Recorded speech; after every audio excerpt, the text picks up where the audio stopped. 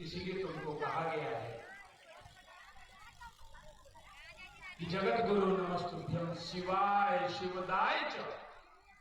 आप जगत के गुरु हैं, आपको प्रणाम है, आप शिव हैं और दूसरों को शिवत्व का दान करते हैं अर्थात शिव बनाते हैं।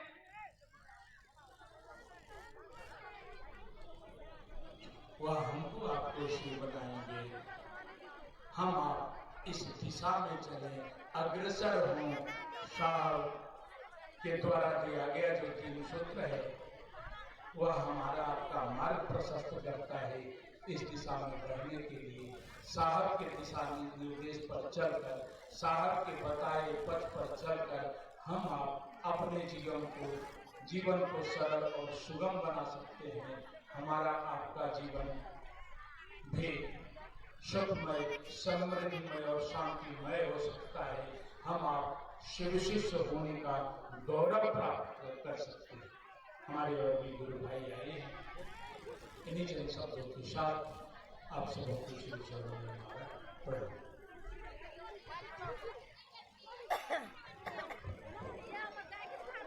अभी हम सुन रहे थे गुरु भाई का किया से मैं निवेदन करना चाहूँगा गुरु भाई सौमेंद्र भैया रांची, आपसे निवेदन है कि आप मंच तक आने का प्रयास करें। भैया के लिए विषय होगा गुरु, सदगुरु एवं जगत गुरु। गुरु भाई सौमेंद्र कुमार झा, सौमेंद्र भैया रांची, आपसे निवेदन है कि आप मंच तक आने का प्रयास करें। भैया के लिए विषय होगा गुरु, सदगुरु एवं जगत गुरु। आइए उपस्थित हैं गुरु भाई सौमेंद्र भैया हमारे बीच, सुनते हैं भैया के विचारों को।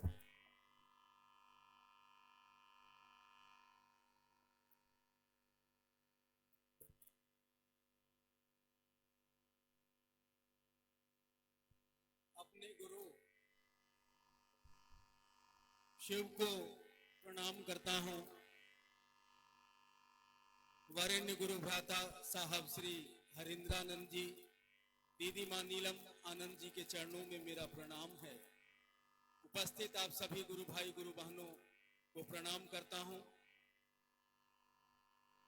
आज का यह आयोजन गुरु शिष्य संबंध पर आधारित है और इसके साक्षात कारण हैं साहब श्री हरिंद्रानंद जी, दीदी मां नीलम आनंद जी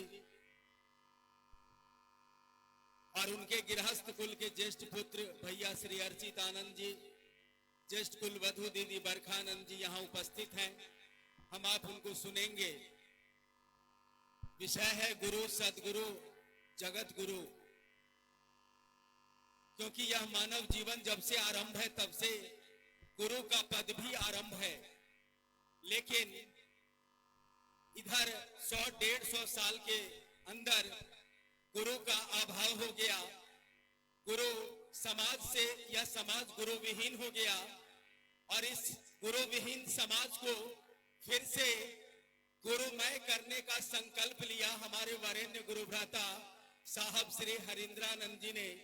क्योंकि जब से सृष्टि है मानव भौतिक रूप में और आध्यात्मिक रूप से, दोनों रूप से अंधकार महसूस करता रहा और इस अंधकार को दूर करने के लिए, भौतिकता के अंधकार को दूर करने के लिए और आध्यात्मिक जगत के अंधकार को दूर करने के लिए इस धरती पर गुरुओं का आगमन होता रहा, सदगुरुओं का आगमन होता रहा और सभी गुरु सदगुरु ने यही कहा कि जगत गुरु शिव ही मूल गुरु हैं। ये सभी अंश में गुरु आए मानव जीवन को ईश्वर से मिलाने के लिए। ईश्वर का यह जीवन जो मानव के रूप में अलग हो गया है, फिर से ईश्वर के इस अलग जीवन को एक मेक करने के लिए गुरु और सदगुरु आते रहे इस धराधाम पर। और इन गुरुओं के आगमन से भारतीय आध्यात्म में तरह तरह के उदाहरण, तरह तरह के नाम अंकित हैं। उन नामों का जिक्र करूंगा तो समय बहुत अधिक लग जाएगा। मूल रूप से समझ लीजिए कि गुरु और सदगुरु इस धरती पर आते रहे, हमको आपको ईश्वर से जोड़ते रहे और हमारे आपके जीवन के संपूर्ण उदय का भार लेते रहे। तभी तो शास्त्र कहता है कि मुक्ति भुक्ति प्रसिद्ध यर्ते सदगुरुम प्रति। राजकुल के साथ साथ गुरुकुल चलते थे। राजघराने के जो राजकुमार होते थे उनको भी गुरुकुल में जाना पड़ता था, आध्यात्मिक गुरुकुल में, जहां वो अर्थ धर्म काम और मोक्ष की शिक्षा लेते थे, फिर आके राजगद्दी ग्रहण करते थे। तो गुरुओं की लंबी परंपरा चली और गुरु और सदगुरु दोनों अपने शिष्यों के साथ शर्त लगाए, बंधन लगाए, और इसी शर्त और बंधन से मुक्ति के लिए साहब श्री हरिंद्रानंद जी हमारे आपके बीच जगत गुरु शिव को लेकर आए हैं। आज भी वही हमारे आपके बीच उपस्थित हैं, वही बोल रहे हैं हजार लाख मुख से, वही अपना काम कर रहे हैं, वही स्वयं अपने संकल्प की स्थापना कर रहे हैं। तो गुरु सदगुरु की विवेचना तो बहुत लंबी हो जाएगी, समय की अवमानना है। और जगत गुरु शिव के सानिध्य में हमको आपको जाना है, हमको आपको मालूम है कि कैसे जाना है। उसके लिए 3 सूत्र है जिस पर बात हुई है, हम लोगों ने सुना है। वह सूत्र एक माध्यम है, मंजिल तो शिव गुरु हैं, वहां तक हमको आपको पहुंचना है। जगत गुरु शिव तमाम नियम वर्जना शर्त से परे हैं। हम आप जैसे हैं, जिस भी तरह हैं, जगत गुरु शिव को अपना गुरु बना सकते हैं। यह सौभाग्य साहब श्री हरिंद्रानंद जी ने इस कालखंड को दिया है, हमको आपको दिया है। इसलिए आइए हम सभी झुककर उनको प्रणाम करते हैं। और उन्होंने जो कहा है, वह हम आप जीवन पर्यंत करते रहेंगे, क्योंकि उनके द्वारा बताई गई विधियां इस जीवन में भी करेंगे और इस जीवन के पार भी करेंगे। क्योंकि एक जीवात्मा की यात्रा लाखों वर्ष की होती है। और सदैव याद रखिएगा, मैं निवेदन अनुरोध करता हूं आपसे और अनुभूति के आधार पे कहता हूं कि साधु कभी मरते नहीं।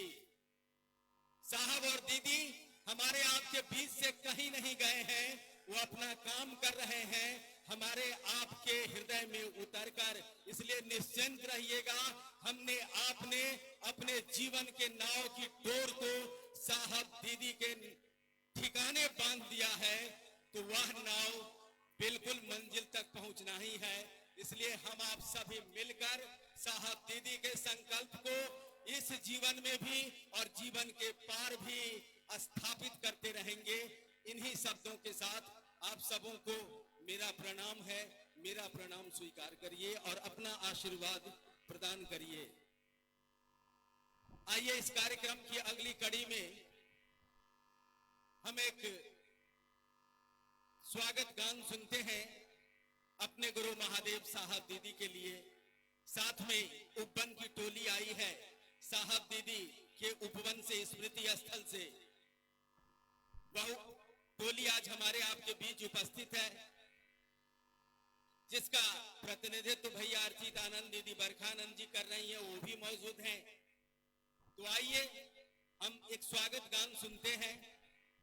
यह गान समर्पित है महागुरु महादेव साहब दीदी के चरणों में, और साक्षी हम आप उपवन की टोली के साथ हैं। और इस टोली का एकमात्र उद्देश्य है, जो साहब दीदी का संकल्प है उसकी स्थापना जन जन में हो। आइए स्वागत गान के लिए स्थानीय गुरु बहन है, इनका जीवन धराधाम पर आरंभ हो रहा है। बहुत ही मनोरम जीवन है इनका कि देखिए होश संभालते इनको गुरु शिव मिले हैं, क्या कहना है। आइए आप अपने गुरु शिव साहब दीदी के चरणों में स्वागत गान प्रस्तुत करिए। उपवन की टोली और ये महोत्सव स्थल सभी इस आयोजन के साक्षी हैं। लेके जाइए शिव यहां से अपने जीवन में।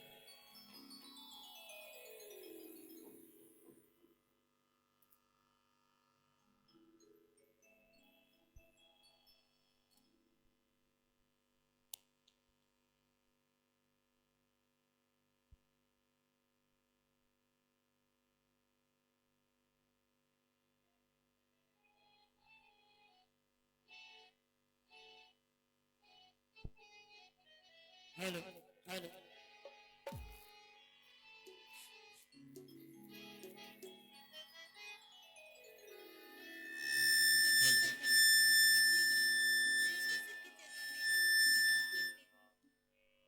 श्री साहेब भैया रुद्रानंद एवं ममतामयी दीदी नीलम के चरणों में प्रणाम करती हूँ। इस चर्चा स्थल में जितने भी गुरु भाई एवं गुरु बहना आए हैं या अन्य संप्रदाय से हैं, आप सभी के चरणों में मेरा प्रणाम को स्वीकार करें।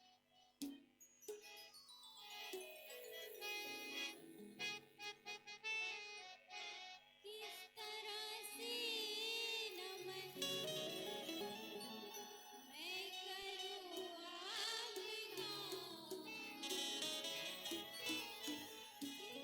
तरह से नमन मैं करूँ आपका।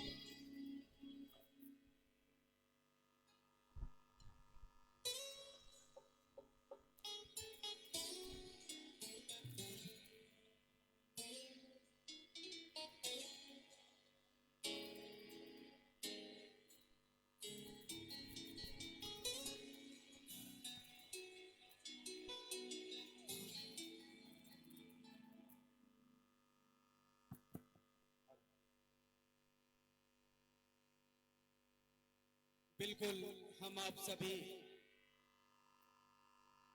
अपने गुरु शिव और साहब दीदी के स्मरण में यहां बैठे हैं। साहब दीदी के आशीर्वाद की बारिश हो रही है। आवश्यकता है हमको आपको भीगने की। यह सपना जो पूरी धरती देखती रही कि वो हमरे गांव में कोई आएगा, मेरा सोया भाग्य जगाएगा। ये सोए भाग्य के जागरण की बेला है। इस बेला में हम आप आइए अपने गुरु शिव की दया की बरसात में भीगे। और इस निमित्त हम इस मंच पर आहूत करते हैं भैया श्री अर्चित आनंद जी को, जिनके लिए विषय है भारतीय संस्कृति में भगवान शिव। हम आप सुनेंगे भैया श्री अर्चित आनंद जी से भारतीय संस्कृति में भगवान शिव। बिल्कुल शांतित होकर बैठिए और सुनिए। आए हैं तो शिव को लेकर जाइए।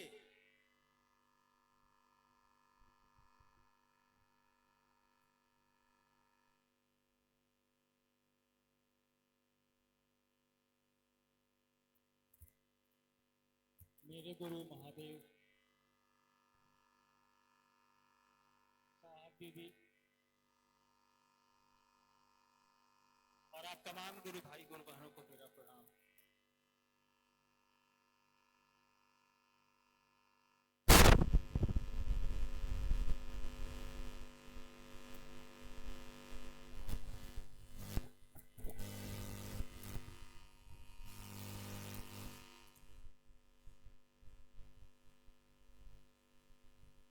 किशनगंज जिले के इस महोत्सव में तकरीबन 9 साल बाद पुनः आप लोगों के दर्शन का सौभाग्य प्राप्त हुआ है।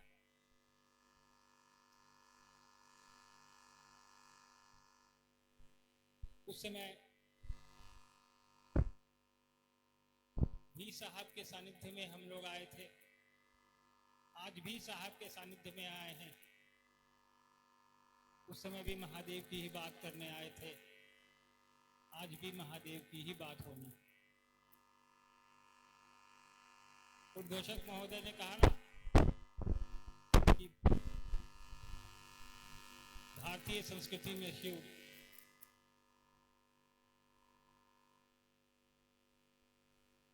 तो भारतीय संस्कृति में शिव, महादेव, देवों के देव, इनके 1000 नाम हैं। जिस भी नाम से पुकार लीजिए इनको। हमारी संस्कृति में इनके सभी नामों का कहीं ना कहीं किसी न किसी रूप में प्रभाव हमारे आपके जीवन पे दिख जाता है।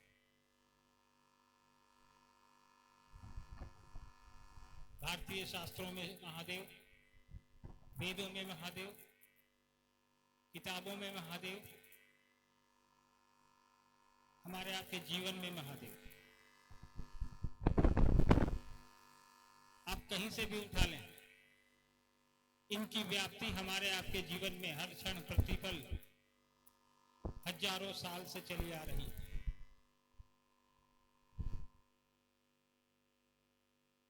इतिहास को उठाएंगे आप, पढ़ेंगे आप, तो देखेंगे सभ्यताएं आई और चली गई। सिंधु घाटी सभ्यता आई और खत्म हो गई, मोहनजोदड़ो की आई, खत्म हो गई, लेकिन संस्कृतियां कभी समाप्त नहीं होती।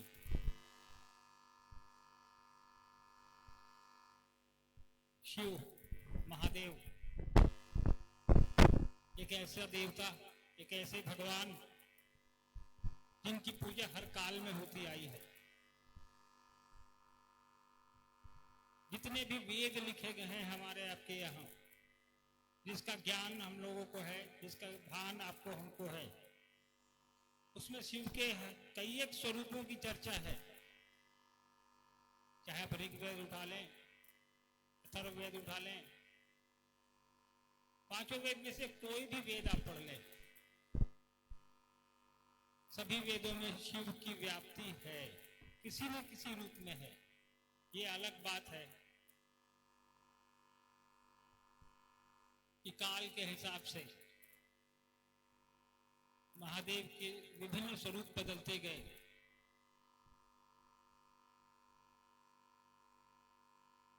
हमारी आपकी संस्कृति में वो रचे बसे हैं और संस्कृति चलती आ रही है हजारों साल से। 5000 साल का इतिहास तो हमारे आपके पास लिखा पड़ा है, जिसके बारे में लिखा गया है, और उससे पहले कई एक हजार साल पुराना इतिहास है समृद्ध। आज भी आप जब खुदाई में जाएंगे कई जगह अवशेष मिलते हैं, कोई पता चलता है ये 10,000 साल पुरानी मूर्ति है, यानी 10,000 साल पहले भी भगवान शिव की व्याप्ति थी हमारी आपकी संस्कृति में, और आज भी है। विश्व के सबसे प्राचीन देवता, सबसे ज्यादा पूजे जाने वाले देवता, हमारी आपकी संस्कृति में शायद ही कोई ऐसा घर होगा जहां भगवान शिव की पूजा नहीं होती हो, जहां भगवान शिव की व्याप्ति नहीं हो। शिव तो हर इंसान के देवता है, सर्वसुलभ। जंगल में जाएंगे आप तो आदिवासी भाई हमारे जो हैं पत्थर रख के इसको शिवलिंग मान लेते हैं, जल चढ़ा के पूजा कर लेते हैं। गांव में जाएंगे लोग मिट्टी का शिवलिंग, कहीं गोबर का शिवलिंग। तो शिव एक ऐसे भगवान हैं जो सबके लिए सुलभ है, इसीलिए आज तक उनकी व्याप्ति है। इसीलिए आज हजारों साल बाद भी हमारी संस्कृति में भगवान शिव का वो भगवान का स्वरूप जो है वो अपनी जड़ें पकड़े हुए। हम आप चाह के भी इससे अलग हो नहीं सकते, वो हमारे बस की चीज भी नहीं है। और आज देखिए साहब ने क्या कहा, साहब ने कहा कि हम उसी शिव की बात करते हैं जो घर घर के बाबा है। साहब कहते थे ना कि चन्ना मामा सबके मामा, तो शिव भी हमारे घर घर के बाबा हैं। साहब ने कहा हम उसी बाबा की बात करने आए हैं, हम उसी महादेव की बात करने आए हैं जो देवों का देव है, जो देवताओं को भी फल प्रतिफल देता है। वो देवों का देव है, वो जगत गुरु है, गुरुओं के गुरु हैं। साहब ने कहा भगवान के रूप में तो हमने उनको हजारों साल से पूजा ही है, कई एक स्वरूप में उनकी पूजा हमारे यहाँ हुई है। उनका एक स्वरूप गुरु का भी है, जगत गुरु। साहब ने कहा कि ये स्वरूप हम तक, आप तक अभी तक नहीं पहुंचा है। हमने उस स्वरूप से अपना जुड़ाव आज तक नहीं पाया है। ऐसा तो नहीं है कि आज से पहले शिव के गुरु स्वरूप को हम आप नहीं जानते थे, किताबों के माध्यम से ही सही कई लोग जानते थे कि महादेव गुरु का काम करते हैं। गुरु का काम करते हैं तभी तो उनके शिष्य हुआ करते थे। पुस्तकों में भी चर्चा है शिव के शिष्यों की, लेकिन हमारे आपके जहन में, हमारी आपकी जानकारी में ये नहीं था कि शिव गुरु के रूप में भी हमको आपको सुलभ हो सकते हैं। हमारे आपके बीच ये गुरु स्वरूप को व्यापक करने का, गुरु स्वरूप को जन जन तक पहुंचाने का ये काम जो साहब विधि ने किया, पूरी सृष्टि को ये बताने के लिए कि शिव मेरे गुरु है भैया। आप हो सकते हैं, आप मान के देखिए, कोशिश करके देखिए, जुड़ के देखिए। साहब ने कहा कि मैंने तो 20-30 साल श्मशान में साधनाएं की, चमत्कार सीखे, चमत्कार किए, चमत्कार देखे। मंशा साहब की जो भी रही होगी, लेकिन एक समय ऐसा आया जब साहब इन चीजों से बाहर निकलने का प्रयास कर रहे थे कि चमत्कार तो बहुत कर लिए, देख भी लिया, दिखा भी दिया। हम लोगों ने खुद देखा बचपन में, तांत्रिकों का घर पे आना जाना, साहब का उनके साथ मिलना, चमत्कार देखना और चमत्कार दिखाना। इन सब करने के बाद भी साहब को वो चीज हासिल नहीं हुई जिसकी खोज में वो थे, जिसकी तलाश में वो थे। शिव को गुरु तो उन्होंने 1974 में ही बना लिया था, सब लोग जानते हैं। साहब ने अपनी किताब में लिखा भी है। लेकिन कालांतर में धीरे धीरे कई एक वर्षों तक साहब ने इसको अपने तक रखा, घर से बाहर, कमरे से बाहर। इस बात को नहीं बताया कि मैंने अनुभूत किया है, मैंने महसूस किया है कि शिव गुरु का कार्य करते हैं, आप भी करके देखिए। कितने वर्षों तक साहब देवी ने इन चीजों को जनमानस को नहीं बताया। कालांतर में आगे जाकर धीरे धीरे जब साहब को ये एहसास हुआ, साहब को ये अनुभूति हुई, साहब को ये आकाशवाणी हुई कि तुम जो करते हो वो कहते नहीं हो, उसके बाद ये पूरा अध्याय साहब ने अपनी पुस्तक में भी लिखा है। कभी समय मिले तो उस पुस्तक को आप लोग पढ़िएगा।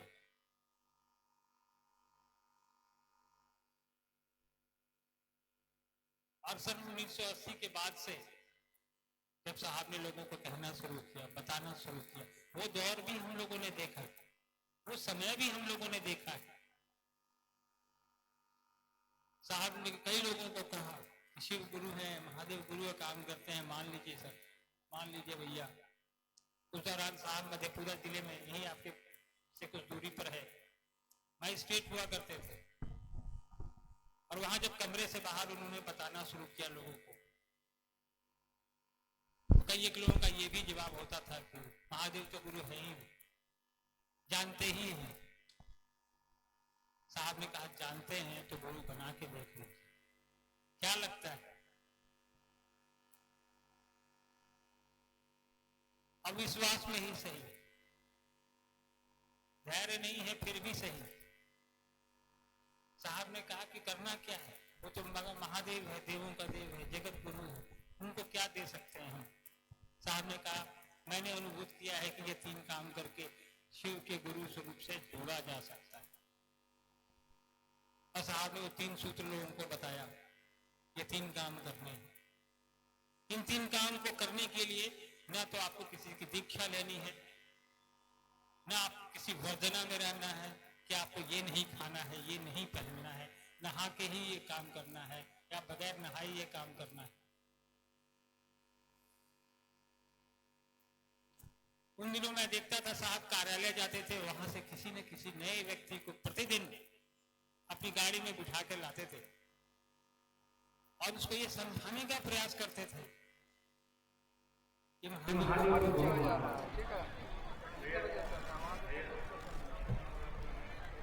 कभी आपने या हमने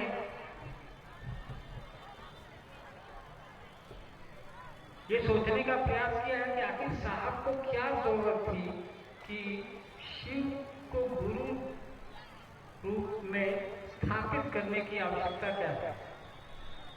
दीदी को क्या आवश्यकता थी कि सब लोगों को बताएं कि महादेव गुरु हैं, तुम भी मान लो, अपने से उसको खिलाएं भी, अपने से उसका बर्तन भी धोएं, घर में बैठाएं भी, क्या आवश्यकता पड़ गई? साहब को क्या जरूरत? जिला के अधिकारी थे वो, सरकारी गाड़ी, सरकारी घर, सरकारी लोग काम करने वाले। दीदी को क्या आवश्यकता? अधिकारी की पत्नी, जमींदार की बेटी, काम करने वाले लोग घर में मौजूद। उसके बावजूद वो आए हुए हर एक व्यक्ति को खुद से खाना खिलाती, उसको बैठाती, उसको समझाने का प्रयास करती। साहब ने सरकारी कार्य उतनी ही ईमानदारी से करते हुए, जो शासन प्रशासन में जब वो काम करते थे तो उसको भी उतनी ही ईमानदारी से किया। उससे बचे हुए समय में महादेव का कार्य किया, ने गुरु का कार्य किया, लोगों को बताया, जोड़ा। तो ये एक भाव है कि मेरा गुरु है, इसकी स्थापना होनी चाहिए थी। इतने लोगों ने महादेव से जुड़ा अपने आप को, लेकिन जनमानस को जोड़ने का प्रयास नहीं। सामने का वो गुरु तो सबका, तो क्यों नहीं सबको ये बताया जाए कि हम ये करके महादेव से अपने आप को शिष्य के रूप में जोड़ पा रहे हैं, तो आप क्यों नहीं जोड़ पा रहे? करना कुछ नहीं है, न पैसे लगते हैं, न किसी को देने हैं पैसे, न किसी से लेने हैं पैसे। उन्होंने कहा कि 24 घंटे में मात्र ये 3 काम करने हैं, कोई चौथा काम करना नहीं, तो जुड़ने का प्रयास करना। तो हमने साहब दीदी का प्रयास देखा, जब एक दो लोगों को साहब दीदी समझाने का प्रयास करते थे, और आज देख रहे हैं कि आप यहाँ हजारों की संख्या में बैठे, आपने अपना समय निकाला है, इतनी ठंड में आप चलकर यहाँ तक आए हैं कि चलते हैं अपने गुरु की बात सुनेंगे, महादेव की बात सुनेंगे, साहब दीदी ने क्या कहा है वो सुनेंगे। तो ये बता रहा है कि महादेव का वो स्वरूप जिससे जुड़ने के लिए साहब ने हमको आपको कहा, हमारे आपके अंदर कितना कारगर है। अगर वो स्वरूप गुरु स्वरूप कारगर नहीं होता तो हम और आप यहाँ नहीं बैठे। आपने अपना पैसा लगाया है, वक्त निकाला है, घर छोड़कर आए हैं, इतने बड़े आयोजन का प्रयास किया है,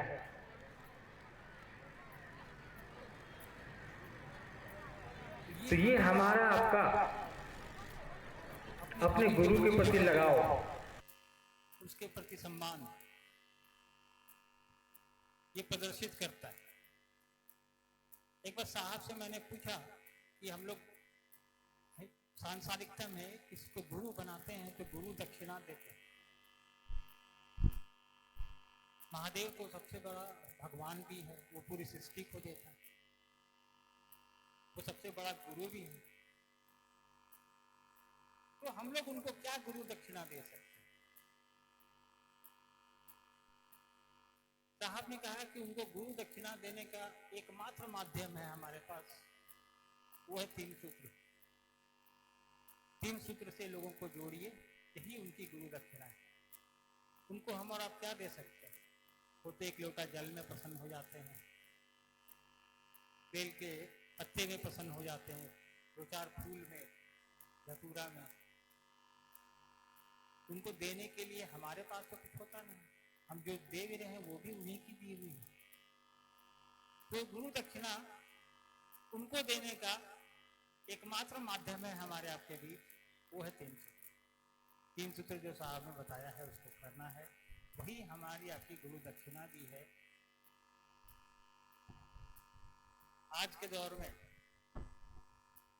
इस काल में साहब दीदी के बताए रास्ते पर महेश्वर शिव के गुरु स्वरूप से जुड़ने वालों की संख्या लाख में नहीं है, करोड़ों में है। आज हम लोग इस देश के किसी भी कोने में जाते हैं तो कोई ऐसा इस देश का कोना नहीं है जहां हमें शिव के शिष्य नहीं मिलते। चाहे दक्षिण भारत जाइए, अभी हम लोग अंडमान निकोबार गए थे, वहां भी आइलैंड है छोटे छोटे समुद्र के बीच में, वहां शिव शिष्यों से हम लोगों ने मुलाकात की, वहां भी हम लोगों ने शिव की चर्चाएं की, लोगों से बात की। कई एक ऐसे क्षेत्र जहां हम और आप नहीं पहुंच पाते हैं, वहां भी शिव की बात, साहब दीदी की बात पहुंची हुई है पूर्व से, किसी न किसी ने तो पहुंचाई होगी। आज शिव के गुरु स्वरूप की व्याप्ति पूरे विश्व के स्तर पर है, हर जगह है। ये इसीलिए है कि गुरु के रूप में शिव काम कर रहे हैं, फल प्रतिफल दे रहे हैं, तभी हम और आप जैसे लोग जुड़ रहे हैं, तभी हम और आप जैसे लोग शिव को अपना गुरु बना रहे हैं। आवश्यकता है साहब दीदी ने जितना कहा उतना करने की, समझने की जरूरत जो साहब दीदी ने कहा है उसको है, अपनी समझ नहीं लगानी है हमको आपको। हम आप कितना समझ पाएंगे? साहब ने 35-40 साल अपने जीवन के तंत्र मंत्र सीखने में, चमत्कार सीखने में, शारीरिक गुरुओं के साथ रहने में बिताया। उसके बाद उसका निचोड़ निकला जो साहब को मिला, तो साहब ने अपने तक नहीं रखा, वो हमको आपको दिया। इसलिए इस पे नहीं जाना है कि साहब ने 40 साल क्या क्या किया। साहब ने जो उसका निचोड़ हमको आपको दिया है, उसको लेके हमको आगे बढ़ने की जरूरत है, उसको लोगों तक पहुंचाने की जरूरत है। क्योंकि ये आसान है, फैक्ट्री में चॉकलेट बनती है तो कई प्रक्रिया से गुजरती है, हम और आप तो सिर्फ खाते हैं उसको, कैसे बनती है ये नहीं जानते और जानना भी नहीं चाहते। तो साहब ने जो हमको आपको ये दिया है 3 सूत्र, उससे जुड़ने का प्रयास करना है, उससे लोगों को जोड़ने का प्रयास करना है। आज यहाँ हम लोग इतनी बड़ी संख्या में इकट्ठा हुए हैं, बरखा जी भी आप लोग के बीच आई हैं आप लोगों से बात करने, अपने महेश्वर शिव की बात करने, अपने गुरु शिव की बात करने। बहुत ही सुंदर नज़ारा।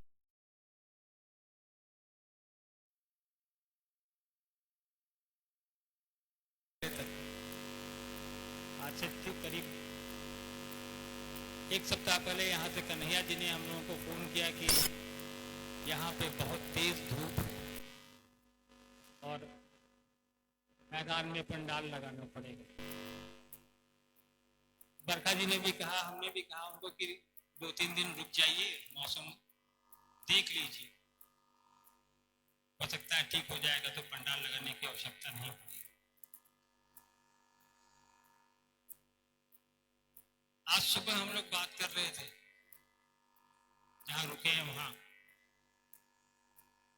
तो बरखा जी ने कहा इतनी ठंड है गुरु भाई बहन लोग कैसे आएंगे, इतना कुहासा है।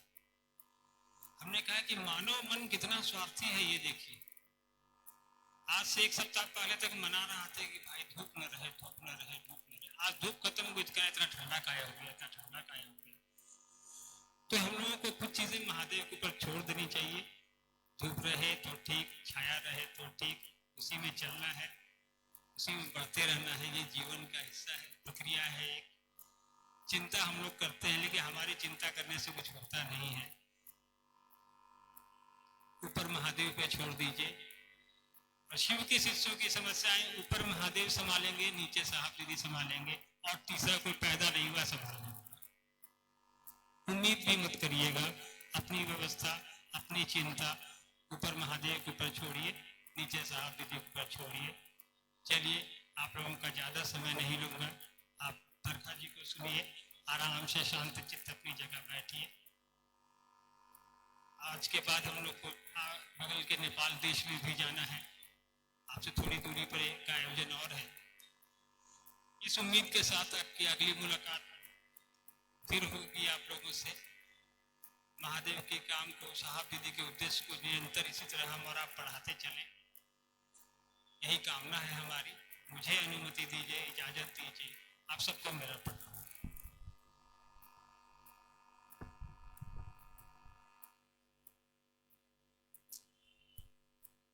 अभी हम लोगों ने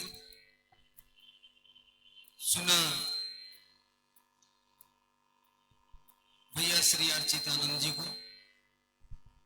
सिर्फ सुनना नहीं है, यहां से जो भी संवाद, जो भी बातें हो रही हैं, उस पर चिंतन भी करना है। क्योंकि इन बातों पर मनन और चिंतन करना, साहब दीदी के अनुरूप चलना ही हमको आपको शिव का शिष्य बनाएगा। आइए, इस कार्यक्रम की अगली कड़ी में हम आप एक भजन सुनेंगे, और इस भजन के बाद हम लोग दीदी बरखा आनंद जी को सुनेंगे। और भजन के लिए हम आमंत्रित करते हैं भाई आलोक जी। आप पूर्णिया से हैं। आलोक जी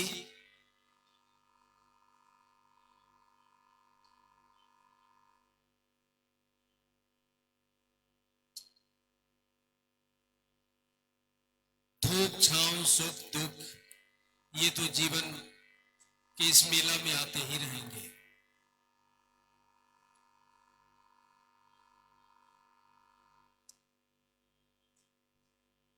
हमको आपको अपने गुरु के साथ चलते रहना है, साहब दीदी के कहे अनुसार करते रहना है। भाई आलोक जी, समय की अवमानना है, आप आइए।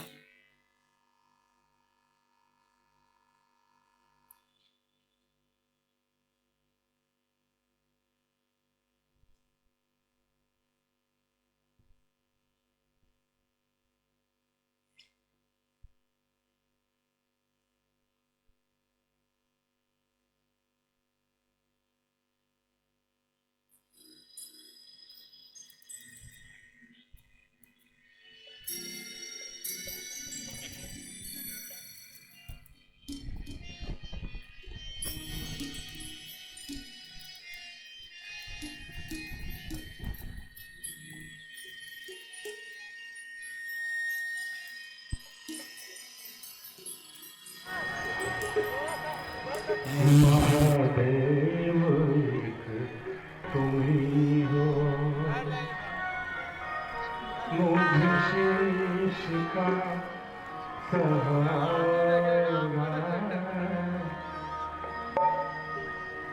दूजा कोई नहीं है, जिसे कह सकूं हमारा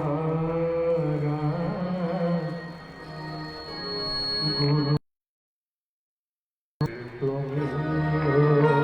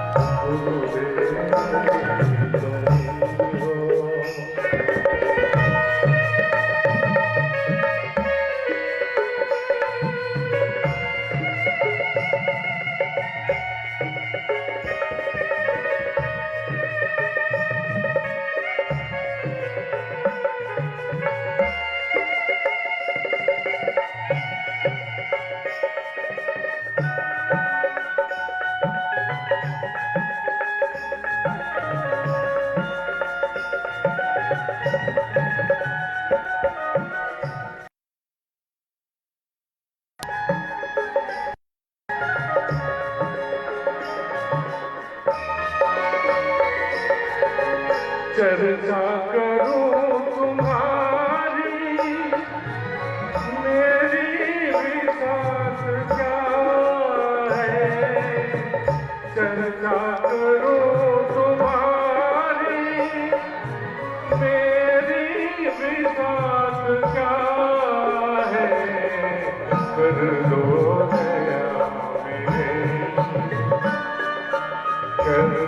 दया मेरे शिव कल्याण हो हमारा दूजा कोई नहीं है जिसे कर सकूं हमारा महादेव तुम हो।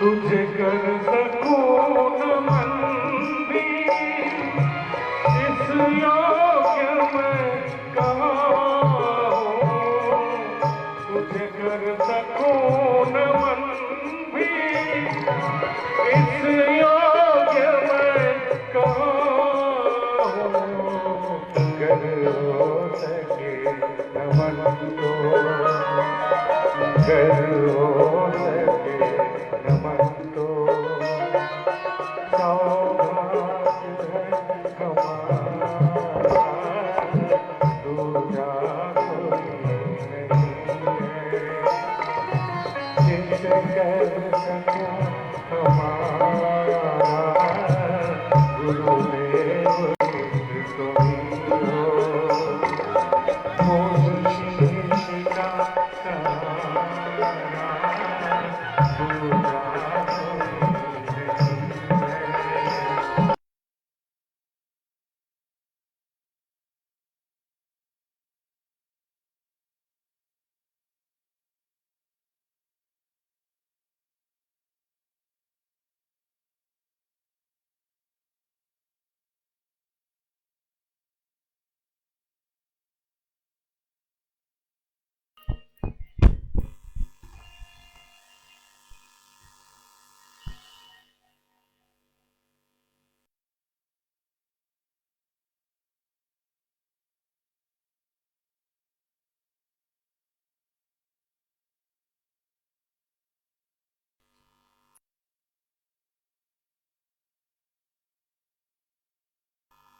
दीदी बरखा आनंद जी को बिल्कुल शांतचित हम आप सभी रहें। यह हमारे आपके लिए यह क्षण बिल्कुल शांतचित रहने का है, कुछ सुनने का है, समझने का है और यहाँ से शिव को अपने साथ लेकर जाने का है। तो हम आमंत्रित करते हैं दीदी बरखा आनंद जी को इस मंच पर।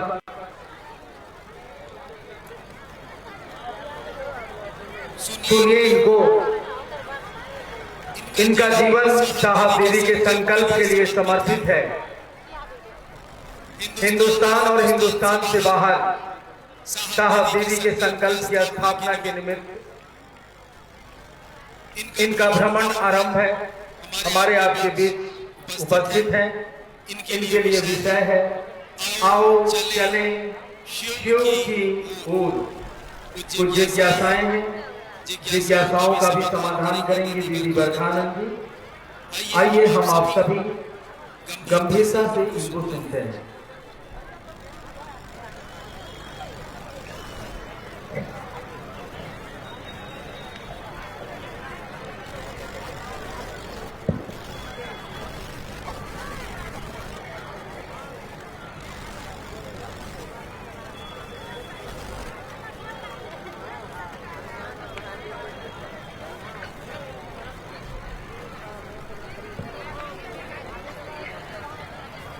मेरे गुरु महेश्वर शिव को मेरा प्रणाम है।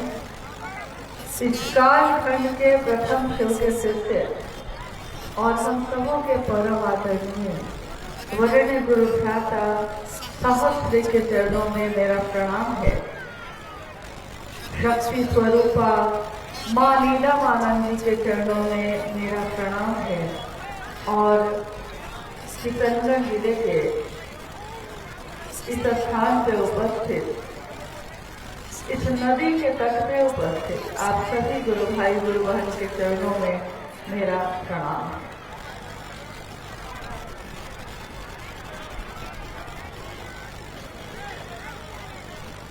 हम सबों का सौभाग्य है कि आज अपने गुरु शिव के निमित्त शिव गुरु महोत्सव का आयोजन हुआ है इस स्थान पे, और इसमें सम्मिलित होने के लिए हम सभी गुरु भाई गुरु बहन विभिन्न जगहों से आए हैं। आप जानते हैं कि जब भी कोई महोत्सव का आयोजन करते हैं शिव के शिष्य, तो उसका नाम होता है शिव गुरु महोत्सव, और उसमें शामिल होने वाले सभी शिव के शिष्य होते हैं। बहुत ऐसे भी होते हैं जिन्होंने आज और अभी शिव को अपना गुरु बनाया होगा। बहुत ऐसे भी होंगे जो सालों से महादेव को अपना गुरु बनाकर इस रास्ते पे चल रहे हैं। सबकी अपनी अपनी स्थिति है, अपनी अपनी परिस्थिति है।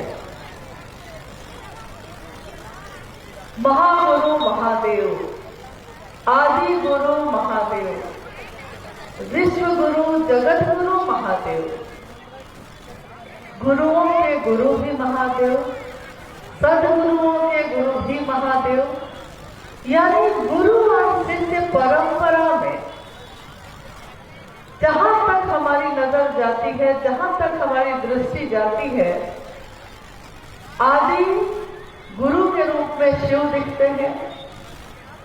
और भारत का जो साहित्य है, आध्यात्मिक साहित्य है, उसमें गुरु और शिष्य परंपरा में प्रथम गुरु शिव को कहा गया है और प्रथम शिष्य मां भवानी को स्वयं कहा गया है। यानी शिव की इच्छा, शिव की शक्ति, शिव की इच्छा जो है उसी को शक्ति कहा गया, और मां भवानी उस शक्ति का अक्षर स्रोत, उनको कहा गया कि वो प्रथम शिष्य हैं। और जितने भी तंत्र पे आधारित या अध्यात्म पे आधारित ग्रंथ किताबें हैं, उन सब में इसी बात का जिक्र है कि वो मूलतः महादेव और भगवती के संवाद पर ही आधारित है, जिसका जिक्र सहस्री ने अक्सर किया कि मां भगवती कहती है महादेव से, ओ महादेव, हे महादेव, तत्व क्या है?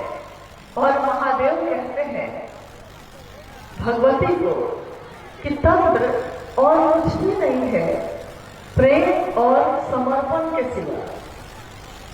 प्रेम, समर्पण, ये सब सुंदर कितने लगते हैं, लेकिन इसके भाव में जाना, इसकी स्थिति में जाना बहुत कठिन है। इतना कठिन है कि हम भी विचार करते हैं, हम भी इच्छा करते हैं, लेकिन हमारी इच्छा में बल नहीं, और महादेव की इच्छा में इतना बल है कि सृष्टि बनती है, रहती है और टूट जाती है। इंसान भी इच्छा करता है, लेकिन इंसान की इच्छा एक ऐसी इच्छा है कि एक इच्छा किया, उस इच्छा की पूर्ति हुई, तुरंत दूसरी इच्छा खड़ी हो गई। एक विचार आया, उस विचार से अभी खड़े हुए ही थे कि दूसरा विचार भी आ गया। यानी इंसान की इच्छा की पूर्ति तो होती है, लेकिन उसकी पूर्ति होने के बाद उसका मन शांत नहीं होता, मन आनंदित नहीं होता। नतीजा ये होता है कि जैसे हमने कभी पढ़ा है या सुना है कि एक राक्षस हुआ करता था रक्त बीज। रक्त बीज को जब भी मारा जाता था तो जितनी रक्त की बूंद उसकी गिरती थी धरती पे, हर एक बूंद से उतने ही नए नए रक्त बीज पैदा हो जाते थे। साहब ने इंसान की इच्छा की तुलना भी उसी से की। उन्होंने कहा कि मनुष्य की इच्छा जो है वो रक्त बीज की तरह खत्म ही नहीं होती। एक इच्छा की पूर्ति हुई नहीं कि दूसरी इच्छा खड़ी हो गई, और उस इच्छा की पूर्ति के बाद भी उसका मन शांत नहीं, उसका मन आनंदित नहीं। तो आखिर कौन सी ऐसी जगह है, कौन सी ऐसी इच्छा है जिस इच्छा को करने के बाद इंसान को आनंद की प्राप्ति होती है, या उसका मन शांत हो जाता है, या उसके मन में जो ये रक्त बीज की तरह इच्छा पैदा हो रही है वो खत्म हो जाती है? एक ही इच्छा, एकमात्र इच्छा, उस परमात्मा से मिल जाए हम। और परमात्मा से मिलेंगे कैसे? कोई गुरु होगा। गुरु और शिष्य परंपरा में शरीरधारी गुरुओं की भी लंबी श्रृंखला है। बहुत जगहों पे आज भी शरीरधारी गुरु हैं। कुछ सही में अच्छे हैं, कुछ ऐसे गुरु तो आज भी हैं जो ईश्वर की तरफ चलने के लिए प्रेरित करते हैं। लेकिन पूरी तरह इस काम को करने में जो गुरु और शिष्य परंपरा चली आई है प्राचीन समय से, उसमें अब अभाव है, कमी हो गई। वैसे गुरु नहीं और वैसे शिष्य भी नहीं। आज जगत भारी है और शिव हल्के हो गए। तो स्वाभाविक है कि जब कोई भी शरीरधारी गुरु ऐसा नहीं है जो हमको शिव तक ले जाए, तो स्वयं शिव को ही उस कुर्सी पे बैठना पड़ा। नतीजा है कि ये हम सबका सौभाग्य ही है, परम सौभाग्य है कि इस जगत में हमारा आपका जन्म उस समय में हुआ जिस कालखंड में शिव स्वयं गुरु है और शिव के शिष्य साहब श्री हरिकानंद जी का अवतरण भी शरीर में हुआ। हमारी आपकी आंखों ने शिव की शिष्यता को मानव शरीर में उतरते देखा है, चलते देखा, लोगों में संचरित करते देखा है, और उनकी वाणी को हमने अपने इन कानों से सुना। हमारी आंख की एक क्षमता है, कुछ दूरी के बाद हम नहीं देख पाते। हमारे कान की भी क्षमता है, कुछ दूरी तक आवाज जाती है, लेकिन उसके बाद ये काम नहीं करती। आज इस मैदान में अगर ये माइक न लगा हो, ये लाउड स्पीकर न लगा हो, तो मैं कितने भी जोर से कहूँ, थोड़ी दूर तक ही आवाज जाएगी, उससे ज्यादा नहीं जा सकेगी। यानी इन सारी चीजों की, देखने की, सुनने की, छूने की, सारी चीजों की, सारे ज्ञानेंद्रियों की एक क्षमता है। कुछ दूरी के बाद यह क्षमता खत्म हो जाती है। हम बोलते हैं कि अरे वो महादेव तो कण कण में है। इस सृष्टि की इच्छा में, यानी शीर्ष इच्छा में शिव की ही तो इच्छा है। कण कण में है वो शिव, लेकिन क्या हमारी आंखें उस शिव का दर्शन कर पाती हैं? हम देख पाते हैं, हम महसूस करते हैं, हम एहसास करते हैं, हाँ महादेव आप हैं। महादेव से जो हमारा रिश्ता है, एक शिष्य का भाव अपने गुरु के भाव से मिलता है, इस मिलन को हमारा दिल महसूस करता है। लेकिन ये हम देख नहीं पाते इन आंखों से। उसके लिए आंतर ही होना पड़ता है। कोई अगर शरीरधारी गुरु भी हो और कोई शरीरधारी शिष्य भी हो, उस गुरु का ध्यान भी जो शरीर में है, उसका ध्यान भी बंद आंखों से ही होता है। खुली आंखों से ध्यान नहीं हो पाता। और जगत गुरु शिव वो गुरु हो और हम शिष्य हो, तो उनका ध्यान भी मन से ही होगा, यानी आंतर गुरु ही होना होता है। शिष्य को अपने गुरु से मिलने के लिए अपने मन को उनके मन से जोड़ना होता है। गुरुमुख होना, गुरुमुख होना जो ये एक शब्द है जो हमारे समाज में और हमारे संस्कृति में काफी प्रसिद्ध है ये शब्द कि गुरुमुख हुए कि नहीं आप। गुरुमुख का अर्थ होता क्या है? गुरुमुख होना यानी मेरे मन का उस गुरु की तरफ उन्मुख हो जाना, मुड़ जाना। किसी विशेष दिशा में अगर एक व्यक्ति का विचार या उसकी इच्छा घनीभूत होती है, गहरी होती है, तो उस सोच में, उस विचार में, उस भाव में परिणाम होते हैं। शिव की इच्छा से ये सृष्टि बनी, ये दुनिया बनी, और शिव की ही इच्छा घनीभूत होकर इस धरती पे आई है। तो देखिए ये धरती कितनी सुंदर है, और जहां देखिए आज शिव की चर्चा हो रही है, तो इस स्थान पे, इस जगह पे बैठे उसी गीत के बोल याद आते हैं जो अक्सर साहब और मां नीलमानंद सुना करते थे। कभी कभी कोई ऐसे गीत हुआ कर किए जिसको उन्होंने काफी पसंद किया। उससे निकट एक बोल है कि बड़े अच्छे लगते हैं ये धरती, ये अंबर, ये नदियां, ये गुरु की चर्चा, ये साहब दीदी और तुम, वो जो शिव की बात करते हैं, वो जो शिव की बात सुनते हैं। आज हम में से हर एक व्यक्ति जब उस दिन को याद करता है जिस दिन हमने शिव को अपना गुरु बनाया था, हमारे साहब कहते हैं कि याद कीजिए कभी उस दिन को भी जिस दिन आपने शिव को अपना गुरु बनाया था। कितने अच्छे मन से बनाया था, क्या सोचा था? किसी ने आपसे कहा था कि महादेव को अपना गुरु बनाओ, शिव मेरे गुरु हैं, तुम्हारे भी हो सकते हैं, और आपने शिव को अपना गुरु बनाया था। महादेव आप मेरे गुरु हैं, हे शिव आप मेरे गुरु हैं, मैं आपका शिष्य हूं, मुझे शिष्य पर दया कर दीजिए। कभी आपके मन से ये पुकार उठी थी, आपने साहब और दीदी का साथ लिया था और महादेव की तरफ चलने का वादा किया था। मन जिसका गमन करना स्वभाव है, चलना जिसका स्वभाव है, कभी भी रुकता नहीं और सबसे तीव्रगामी है, यानी सबसे तेज चलता है।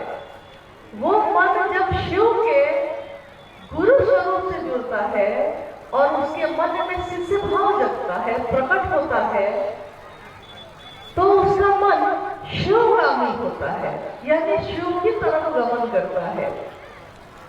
और जब शिव की तरफ गमन करता है तो आदमी का स्वभाव है कि वो जिसके बारे में बात करता है, जितनी बात करता है, उसका मन भी उसी की तरफ होने लगता है। संकीर्ण की बात करने वाले का मन भी संकीर्ण हो जाता है।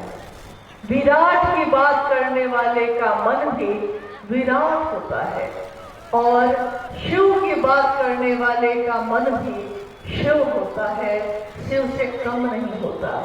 क्योंकि हम जिसकी बात करते हैं हमारा मन उसी से भर जाता है।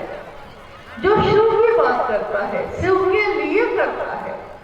आपने कभी भी उस गुरु भाई को या उस गुरु बहन को बैठकर किसी की समीक्षा करते नहीं सुना होगा।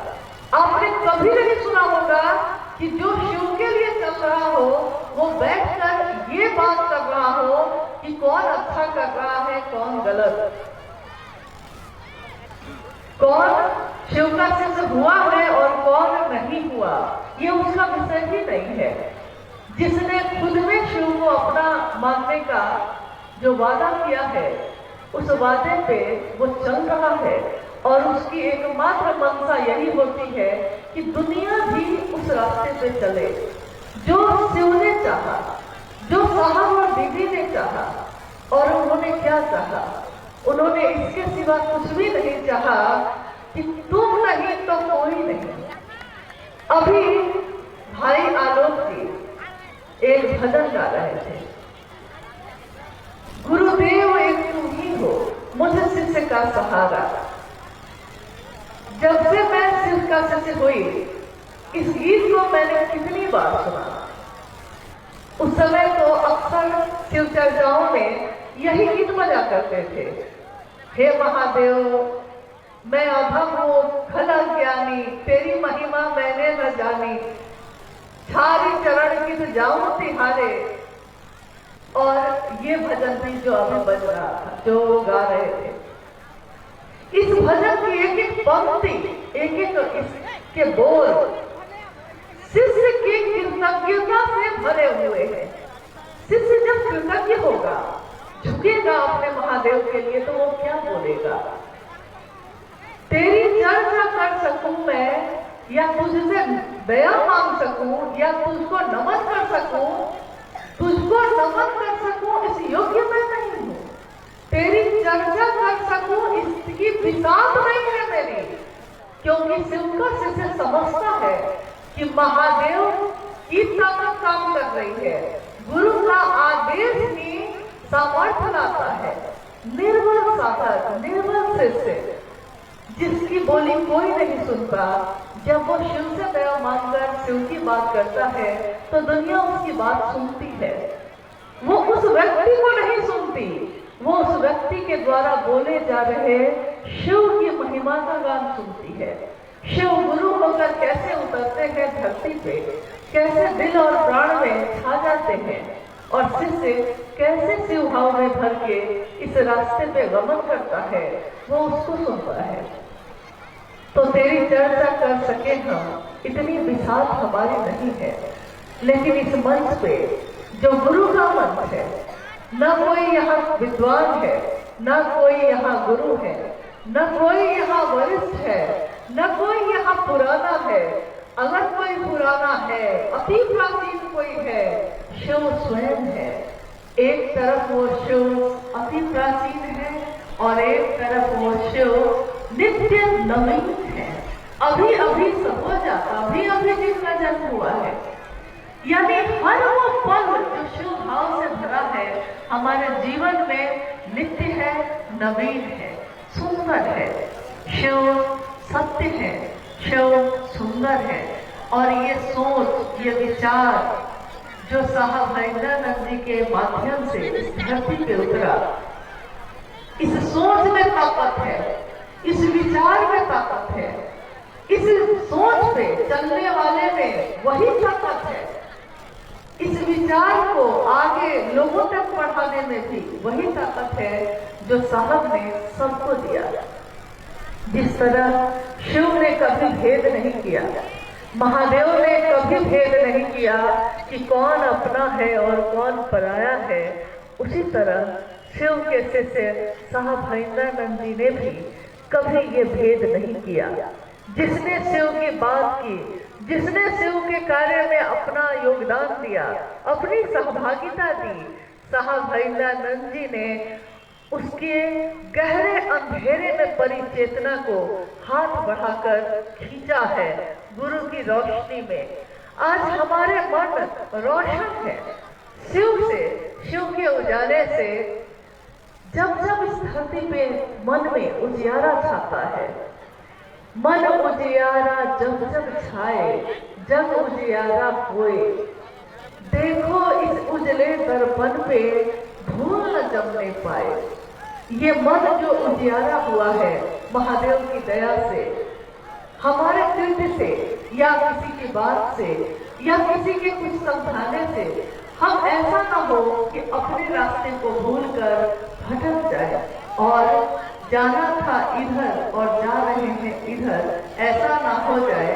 तो इस उजले मन पे, जिस मन में शिव का वास होता है, ऐसा ना हो जाए कि धूल जम जाए।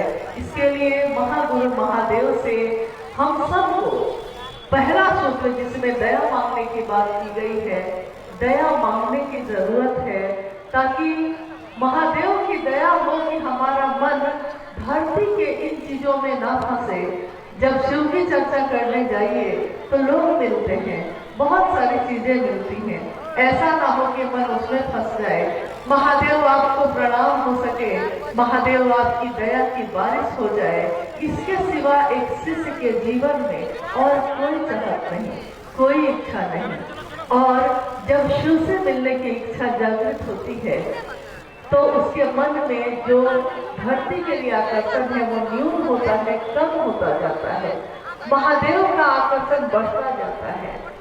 गुरु शब्द की एक परिभाषा है, गुरु शब्द की एक व्याख्या है, जो धरती के लोगों ने जिसकी व्याख्या की धरती पे प्राचीन समय से।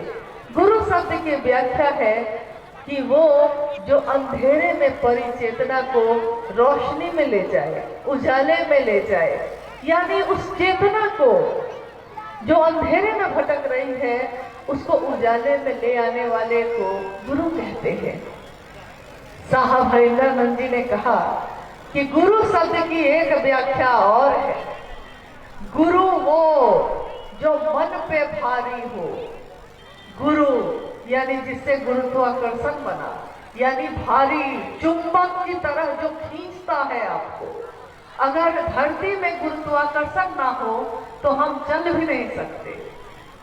आकाश में जो जाते हैं अंतरिक्ष में वो चलने की कोशिश करते हैं, लेकिन वहां गुरुत्वाकर्षण काम नहीं करता तो वो उड़ते रह जाते हैं। धरती पे जैसे चलते हैं वैसे नहीं चल पाते। इसके लिए कि धरती हमें अपने चुंबक में खींचती है तो हम चल पाते हैं।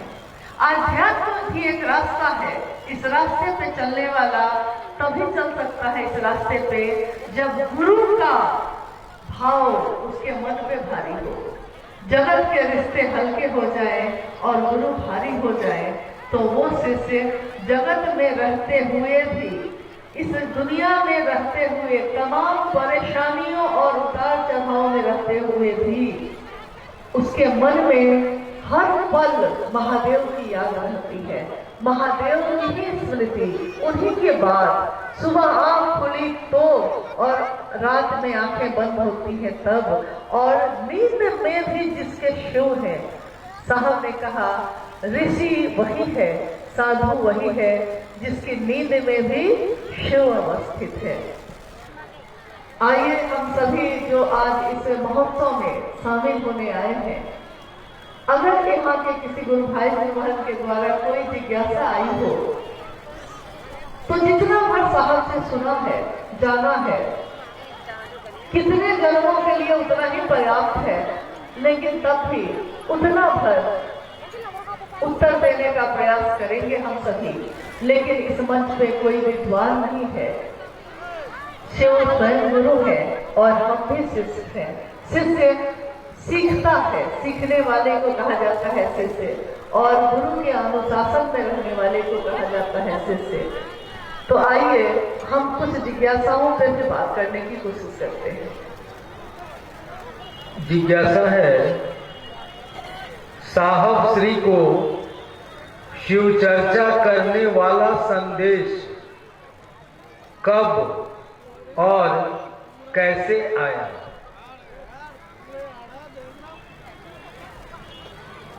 साहब को शिव चर्चा करने वाला संदेश, तो पहले तो हम इसको थोड़ा सुधार कर रहे हैं। साहब को शिव का संदेश आया था, लेकिन उस संदेश में ये आवाज आई थी कि तुम जो करते हो वो दूसरों को करने के लिए कहो। इसमें सिर्फ शिव की चर्चा नहीं थी, इसमें इस संदेश में पूरी तरह शिव की तरफ चलने का रास्ता दिखाने की बात कही गई। साहब ने एक बार कहा कि मैं शिव को गुरु बनाकर, यानी सन 1974 में उन्होंने शिव को अपना गुरु बनाया। शिव को गुरु बनाकर वो तो शिव की तरफ जा रहे थे, शिव उनके गुरु हुए, वो शिव के शिष्य हुए, और शिव का शिष्य शिव की तरफ चल रहा था। शिष्य अपने गुरु की तरफ ही चलता है, अपने गुरु से ही मिलता है। लेकिन शिष्य के जीवन में उस दिन परिवर्तन होता है जब उसके गुरु का आदेश आता है। और आपने तीनों सूत्रों में सुना होगा कि दूसरा सूत्र गुरु आदेशित कर्म कहा गया। कर्म यानी एक ऐसा काम जो गुरु के आदेश के अनुसार करना है, और इसी को करने में गुरु की दया भी छिपी है। गुरु दया गुरु आदेशित अनुसार करने भर से मिलती है। साहब उस समय मधेपुरा में मजिस्ट्रेट थे। सन 1982 से उन्होंने शिव की चर्चा कमरे के बाहर करनी शुरू कर दी, और 1986 में जब वो बेगूसराय आए पटना जाने के क्रम में, तो जिस रात्रि वो रुके वहां, उसी की सुबह अमृत वेला यानी सूर्योदय होने वाला था। सूर्योदय हुआ भी नहीं था, और जिस अहाते में वो बैठे थे, उस अहाते में बैठे हुए उनके मन ने उस आवाज को सुना, जिस आवाज के साथ इनकी कुछ देर बातचीत होती रही। आवाज ने कहा कि तुम क्या करते हो? हम में से किसी से अगर कोई पूछता है कि आप क्या करते हैं, तो आपका उत्तर होता है इस लौकिक जीवन में जो काम आप करते हैं, आप उसी का उत्तर देते हैं। यानी अगर आपसे कोई पूछे कि आप क्या करते हैं, तो आप क्या बोलते हैं? आप कहते हैं मैं मास्टर हूँ, आप कहते हैं मैं डॉक्टर हूँ, मैं इंजीनियर हूँ, मैं किसान हूँ, मैं मजदूर हूँ। और जिस दिन ये आवाज आई थी, जिस आवाज ने पूछा था साहब से, उस दिन साहब डिप्टी कलेक्टर थे। लेकिन जब आकाशवाणी हुई और आवाज ने पूछा कि तुम क्या करते हो, तो साहब कहते हैं कि मेरे मुख से यही उत्तर निकला, अनायास अपने आप ये उत्तर निकला कि मैं सेवका से बनाता हूं। देखिए, ये उत्तर ही ये परिभाषित करता है कि उनके मन पे भारी कौन था उस समय। अगर मन पे ये भारी होता कि मैं डिप्टी कलेक्टर हूँ, तो वो उत्तर देते कि मैं डिप्टी कलेक्टर हूँ। लेकिन उन्होंने उत्तर दिया मैं शिव का शिष्य बनाता हूँ।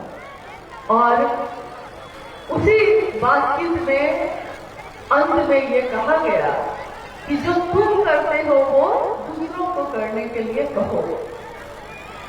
साहब भैरवानंद जी ने क्या किया था? उन्होंने शिव को अपना गुरु बनाया था, और दूसरों को भी वो कहते थे कि तुम्हारे गुरु भी शिव हो सकते हैं। सिर्फ कहते नहीं थे, ये भी नहीं कहते थे कि मैं कहता हूँ इसलिए मान जाओ। वो कहते थे, उस समय प्रारंभिक समय में, उस समय स्पीकर बनाए जाते थे, लोगों को दिए जाते थे। और शिव चर्चाओं में भी साहब ने यह कहा कि मैंने परीक्षा की है कि शिव आज भी गुरु हैं, आपकी परीक्षा प्रार्थनीय है। यानी मैंने सीधे विश्वास नहीं किया, मैंने अविश्वास में शिव को गुरु बनाया था। मैंने सीधे विश्वास नहीं किया था कि शिव गुरु है। मुझको तो लगा था कि यहाँ भी कुछ भी नहीं है, कुछ भी हासिल नहीं होगा। लेकिन महादेव ने ये एहसास कराया कि मैं आज भी गुरु हूँ, लेकिन मेरे शिष्य ही नहीं बन रहे लोग, तो मैं करूँ क्या? जगत गुरु शिव की कुर्सी पे बैठे हुए हैं शिव।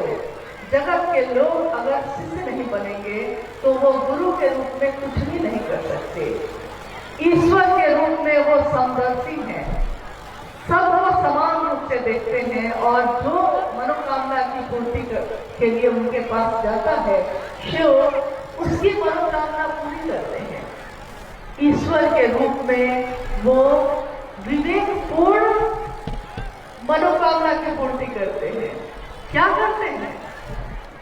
करुणा तो महादेव के कण कण में उन्हीं की करुणा है, लेकिन गुरु के रूप में वो दया करते हैं, और दया उनकी पाने के लिए, उनकी दया हो सके हम पे, इसके लिए शिष्य भाव देना होगा। शिष्य भाव मतलब क्या? पति है पत्नी का भाव न हो। तो पति को तो भाव है, लेकिन अगर पत्नी का भाव ना होगा तो रिश्ता नहीं बन सकता। यानी दो सत्ता में पैदा हुआ लेकिन एक नहीं हो सका, क्योंकि दूसरी तरफ वो भाव पैदा ही नहीं हुआ। माँ का भाव है, लेकिन अगर पुत्र का भाव ही नहीं है तो माँ और बेटे का रिश्ता नहीं हो सकता। दोस्त है, एक व्यक्ति दोस्ती का भाव लेकर खड़ा है, दूसरा दुश्मनी का भाव लेकर खड़ा है। दोस्ती भी नहीं हो सकती और पूरी तरह दुश्मनी भी नहीं हो सकती। यानी दो सत्ताओं में पैदा हुई चीज, लेकिन जो रिश्ता सामने है उसके अनुसार अगर भाव पैदा नहीं हुआ तो भाव पे ही रिश्ते बनते हैं, रिश्ता नहीं बन सकता। गुरु और शिष्य परंपरा में गुरु भाव है उधर से, लेकिन शिष्य भाव अगर इधर से नहीं होगा तो गुरु और शिष्य का रिश्ता नहीं बन सकता। और ये भाव में बने हुए रिश्ते हैं, भाव ना हो तो रिश्ता आगे बढ़ नहीं सकता। विचार कुछ देर के लिए तो ठीक होते हैं, विचार अगर गहरे होते हैं तो भाव बनता है, भाव गहरे होते हैं तो प्रेम बनता है, और प्रेम गहरा होता है तो भक्ति बनती है। मैंने सुना है, ये आपने भी सुना होगा। अक्सर मेरा मन ये सोचता है, आपका सोचता है या नहीं मुझको नहीं पता। साहब ने हमेशा कहा कि विचार दिमाग में पैदा होता है, विचार मस्तिष्क में प्रवेश करता है, लेकिन वो जैसे ही दिल में प्रवेश करता है भाव बन जाता है। विचार भाव में बदलता है, भाव भी गहरे होते हैं। बार बार ये भाव कि तुम मेरे हो मैं तुम्हारा हूँ, हे शिव आप मेरे गुरु हैं मैं आपका शिष्य हूँ, ये भी जिस दिन गहरा हो जाता है उस दिन प्रेम में बदल जाता है। विचार टूट सकता है, भाव भी टूट सकता है, लेकिन प्रेम नहीं टूटता। और प्रेम का भी, जब प्रेम भी गहरा होता चला जाए तो प्रेम का सर्वोत्कर्ष कहा गया कि भक्ति होती है। भक्ति की क्या परिभाषा है इस दुनिया में ये मुझको नहीं मालूम, लेकिन जितना भर मैंने साहब के सानिध्य में रह के समझा है, भक्ति का तो अर्थ ये होता है कि भक्त अपने आराध्य के लिए समर्पित होता है। जो उसका इष्ट चाहता है वही भक्त चाहता है।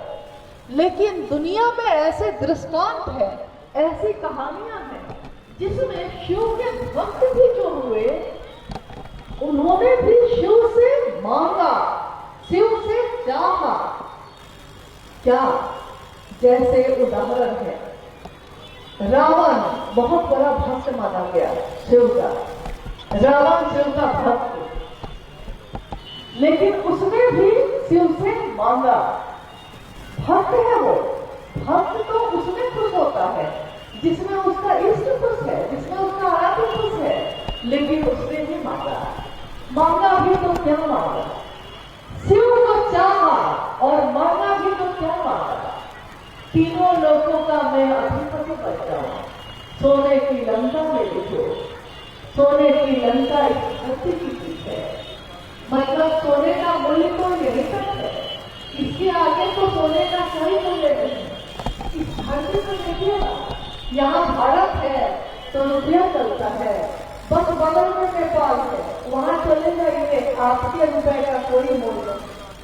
एक धरती से खोजा देश बदल जाए तो रुपए का मोल खत्म हो जाता है, और सोने का क्या मोल? तो मांगा उसने, तीनों लोगों का अधिपति बन जाओ, सोने की लंका में डूब जाए। महादेव तो महादेव है, जिसने जो चाहा है दिया है, ये जानते हुए भी दिया है कि सामने वाले का बहुत भला, लेकिन उसने मांगा है, भक्त बना है तो महादेव ने दे दिया। ज्ञान नहीं मांगा तो संभाल नहीं पाया। तो भक्त में भी जितने भी शिव के शिष्य हुए, कोई शिष्य ऐसा भी हुआ जो सूरज की रोशनी से जो सोने में यानी स्वर्ण बनाने वाले भी शिष्य हुए शिव के। ऐसे भी हुए जिन्होंने अपनी हड्डी का भी दान कर दिया। दधीची शिव के शिष्य जब दुनिया के लोगों को, देवताओं को जरूरत पड़ी तो उन्होंने कहा कि मेरी हड्डी भी ले लो। ऐसे भी शिव के शिष्य हुए, शिव के भक्त हुए, शिव के शिष्य हुए।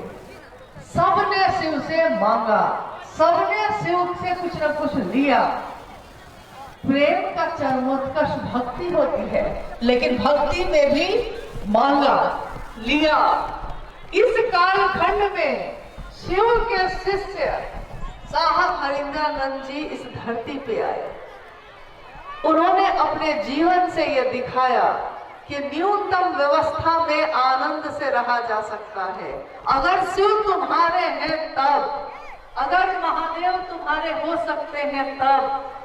और उन्होंने ये भी दिखा दिया अपने आचरण से, और कहा भी मैंने शिव के लिए शिव को चाहा है।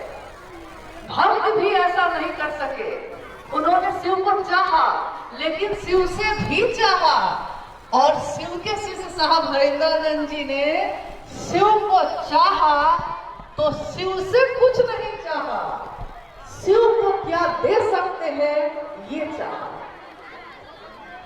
तो मुझको लगता है कि एक दिन धरती इसकी व्याख्या भी करेगी कि जब भक्ति का भी चरमोत्कर्ष होगा, जब भक्ति भी गहरी होती है तो उसका नाम क्या होगा, उसको किस नाम से पुकारेंगे इस धरती के लोग। जिसने शिव के लिए शिव को चाहा, जिसने धरती के लोगों को शिव का दान दिया है, शिव शिष्यता बांटी है, उन्मुक्त मन से बांटी है।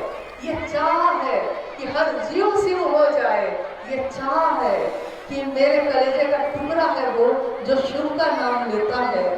जब भक्ति का भी चरमोत्कर्ष होगा तो उसका नाम होता है शिव का शिष्य हरिंद्रानंद।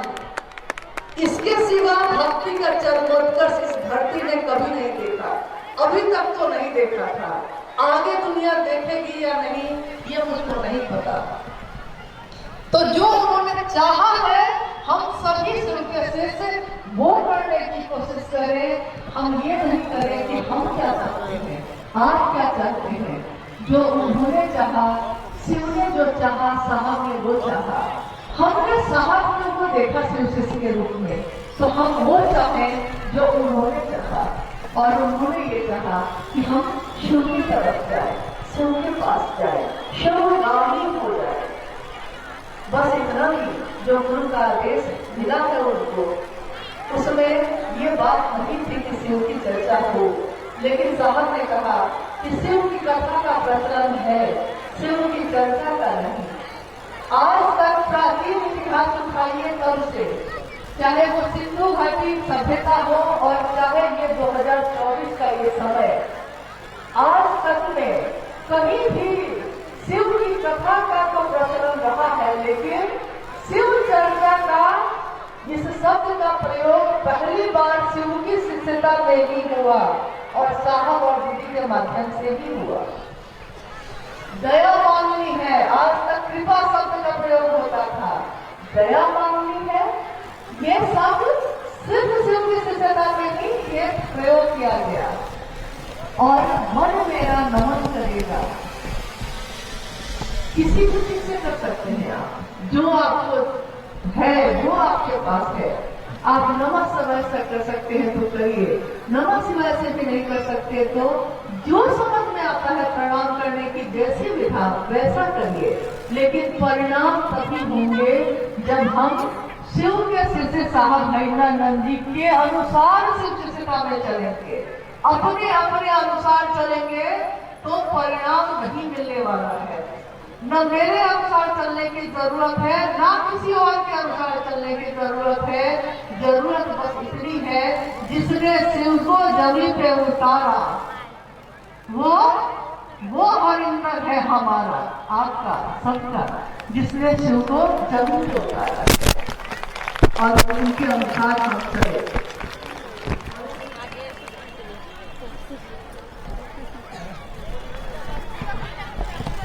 मौसम तो खूबसूरत है और खूबसूरत इसलिए है कि ये महादेव की दी हुई चीज है ना। भैया अनु जी ने कहा थोड़ी देर पहले कि 4-5 दिन पहले लगा कि जैसे पंडाल लगाना पड़ेगा। तो यहाँ से गुरु भाई जो कन्हैया जी हैं उन्होंने जब फोन पे ये कहा, देखिए मैंने अभी ये कहा आपको, ताकत ना हम में है ना आप में, ताकत उसमें है जिसके आदेश पे हम आप चलते हैं और उन्हीं की ताकत काम करती है। तो उस दिन धूप इतनी तेज थी कि बैठ नहीं पा रहे थे। आज सुबह से कुहासा ऐसा हो गया कि चल नहीं पा रहे थे, लेकिन तब भी शिव कैसे से नदी के किनारे भी रास्ता बना लेते हैं, अपनी जगह बना लेते हैं। शिव का साथ हो तो नदी का किनारा भी अपना हो जाता है, जंगल भी अपने हो जाते हैं और पहाड़ और आकाश भी अपने हो जाते हैं। तेरा साथ है तो मुझे क्या कमी है, मुझे झोपड़ी भी महल लग रही है। ये धरती देखिए, किसने सोचा होगा कि इस धरती पे शिव के शिष्य आएंगे, शिव की बात होगी, शिव की चर्चा होगी। एक अंतिम जिज्ञासा है, जिज्ञासाएं तो बहुत हैं, लेकिन एक अंतिम जिज्ञासा, शरीरधारी गुरु और शिव गुरु में क्या अंतर है? शिव शिष्य बनने के लिए क्या मांस मछली जो खाते हैं वो भी शिव के शिष्य हो सकते हैं क्या?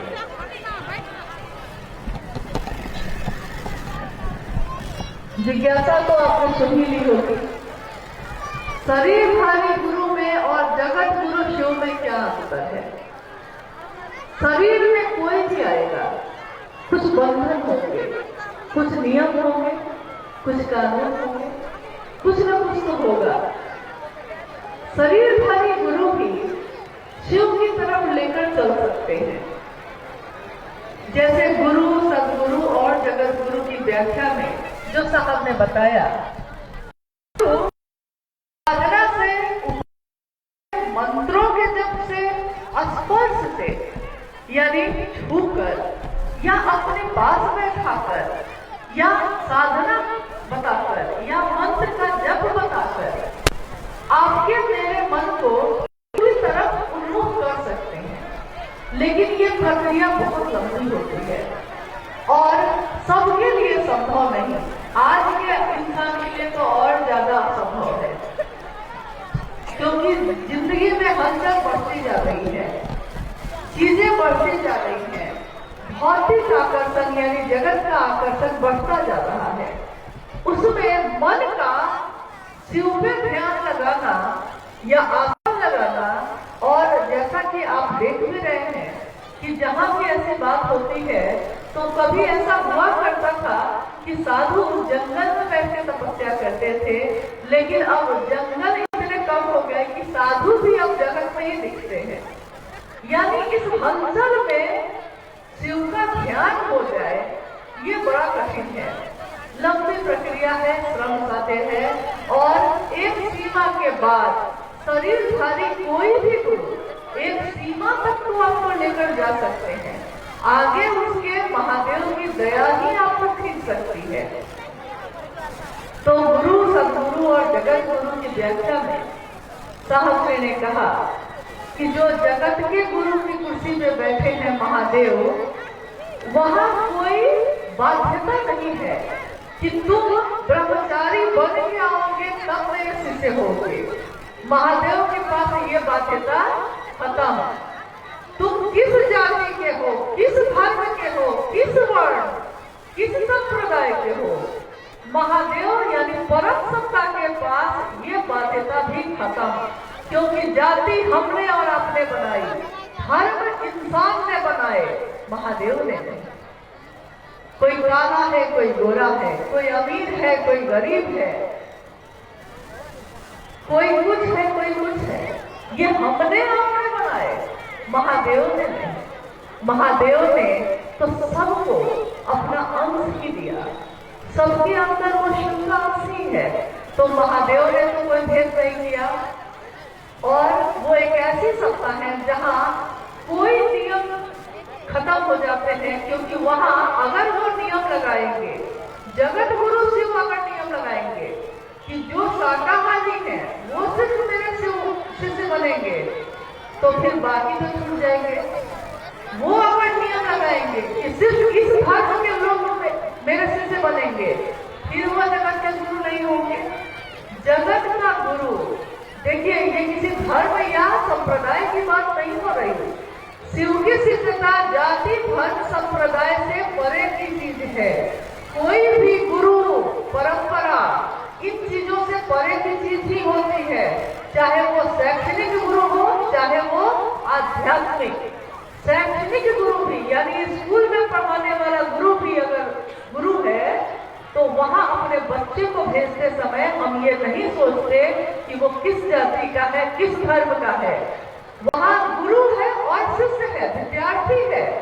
तो सिर्फ ज्ञान देना और ज्ञान लेना, यानी जब शैक्षणिक संस्थानों में जाने में, स्कूल में जाने पे बाध्यता खत्म हो जाती है, तो आध्यात्म की धरती पे जगत गुरु शिव के रास्ते पे जो चलेगा वहां कौन सी बाध्यता काम करेगी। एकमात्र परम सत्ता वो ऐसी है जहां राक्षस भी उसके अपने हैं, देवता भी उसके अपने, जहां इंसान भी उसके अपने, नर लोक, नाग लोक और देवलोक, तीनों लोक जो इस धरती पे कहे गए वो सब के सब एक समान रूप में किसके अपने हैं, तो शिव के हैं। हम कथाओं में सुनते हैं, हमने सुना है अपने पूर्वजों से, या हमने जो दृष्टांत देखे हैं, सब में यही परिलक्षित होता है कि कालकूट विष भी जिसने पी लिया दूसरों के लिए, दूसरों के हित का जब उठ गया त्रिशूल भी, यानी दूसरों के हित के लिए जब उन्होंने त्रिशूल तक उठा लिए हैं, तो महादेव कैसे हैं इसकी कल्पना तो हम आप कर सकते हैं, लेकिन जान नहीं सकते। न उनके तत्व को जान सकते हैं, तो तत्व न जानाते। आपका तत्व क्या है हम नहीं जानते। कीदृश्योऽसि महेश्वर, हे महेश्वर, ईश्वरों के भी ईश्वर। महेश्वर आपका तत्व क्या है हम नहीं जानते।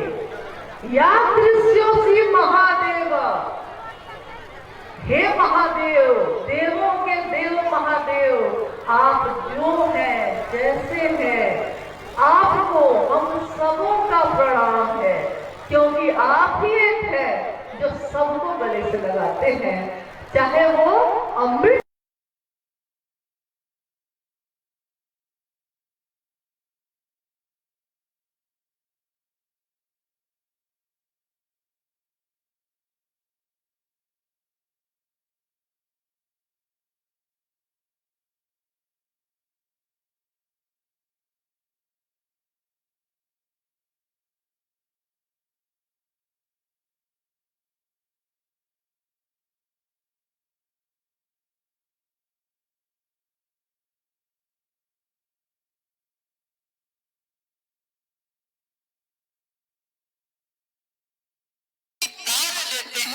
शंभु ए उरग, उड़ के बल जा गलहार लिंगे शंभु।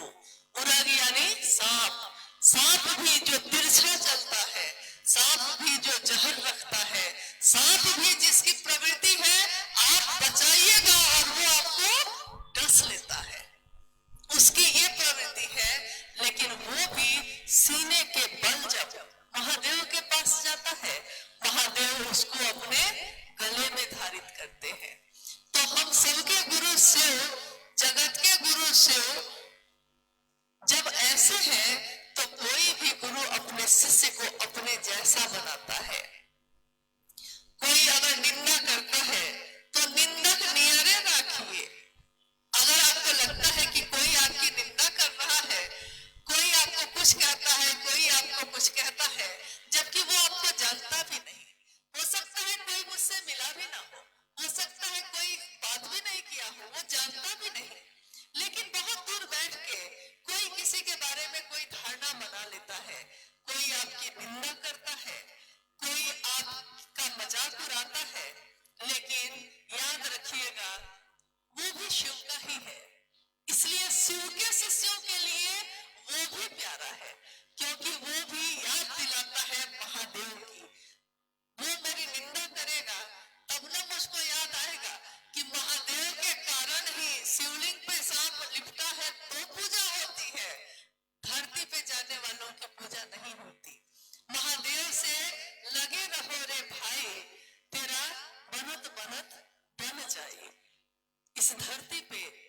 आज महादेव की बात हुई और हम सब यहाँ आए। हमारा आपका आना, महादेव की चर्चा होना, आपके द्वारा किया हुआ कुछ भी, कोई भी काम, कोई भी बात, वहां के परिवेश पे इसका असर होता है। परिवेश पे यानी आप जो सोचते हैं उसका असर है, आप जो बोलते हैं उसका असर है। तो आज की ये शिव की चर्चा जो साहब और दीदी के उद्देश्य को पूर्ण करने के लिए आगे बढ़ रही है, ये सफल हो।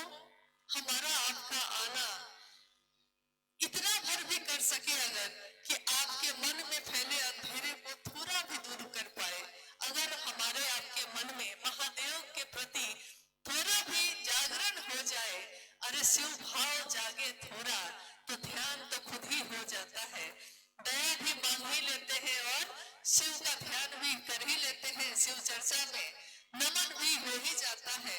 लेकिन शिव भाव जगे तो थोड़ा आपके ऊपर है कि आप धरती पे महादेव का झंडा बुलंद करेंगे या महादेव का नाम कलंकित होगा, क्या होगा।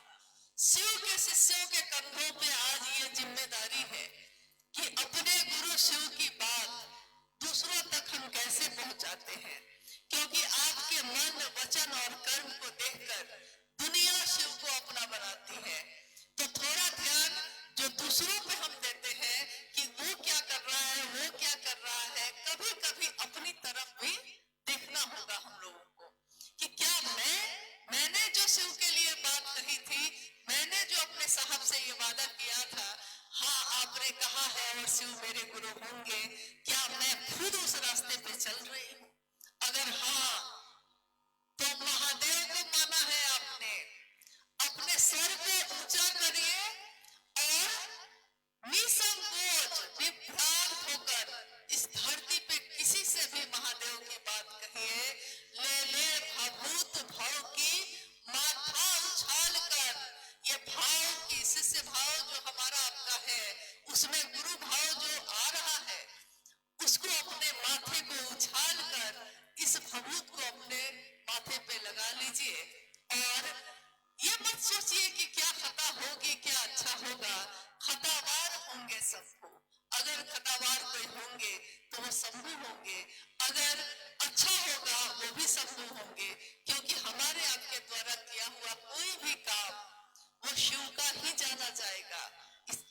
इसलिए थोड़ा महादेव से दया मांगिए, महादेव से, साहब और दीदी से आशीर्वाद की याचना के साथ कि इसी धरती पे एक दिन लगभग 9 वर्ष पहले साहब के साथ हम लोग आए सशरीर, और आज भी अपने साहब के साथ, क्योंकि उनके विचार जहाँ जाते हैं वो खुद वहां जाते हैं। अपने साहब के साथ हम सभी आए हैं। मेरे साहब और दीदी की उपस्थिति है, महादेव की उपस्थिति है। तो महादेव हम सब पे दया करें ताकि हम सबका जीवन शिवमय हो, सुखमय हो। शिव के लिए, शिव को चाहे हम, शिव को लेकर आए तो ठीक, नहीं तो शिव को लेकर जाए। बस महादेव से इसी दया की याचना है। आप सब धीरे धीरे अपने घर को लौटिएगा और सुरक्षित लौटिए, महादेव की दया से लौटिए। लौटकर जहां तक संभव हो मनसा वाचा कर्मणा अपने गुरु की बात दूसरों तक पहुंचाने की कोशिश करिएगा। बिहार के कोने कोने में आज शिव की बात हो रही है, लेकिन दुनिया में बहुत सारे कोने अभी बाकी है। तो आग्रह है आपसे कि उन जगहों के बारे में भी सोचिए और जितना भी हो सके जाकर संदेश महादेव का पहुंचाने की कोशिश करिएगा। इसी याचना के साथ कि शिव दया करें हम सभी शिव शिष्यों पे, साहब और दीदी, हम आपसे यही मांगते हैं। आपने शिव के लिए शिव को चाहा, हम सभी शिव के शिष्य भी शिव के लिए शिव को चाहें। ये अद्भुत विधा आपने सिखाई है, हम इस पे चलते रहें, बस इसी की कामना है। आप सभी के चरणों में प्रणाम।